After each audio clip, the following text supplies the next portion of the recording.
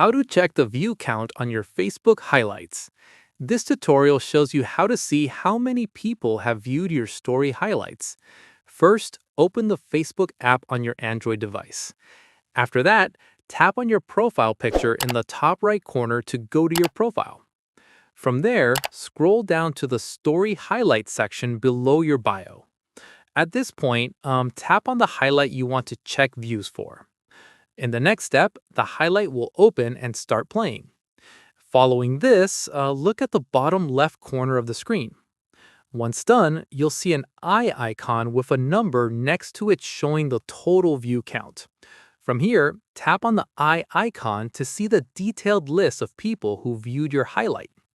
At this stage, you can scroll through to see exactly who watched your highlight. After this, you can also see when each person viewed it. Once completed, tap the back button to return to your profile. And that's it. If this highlight view count guide helped you track your Facebook story engagement, give it a like, subscribe for more Facebook tutorials, and tap the bell icon for updates. See you in the next one.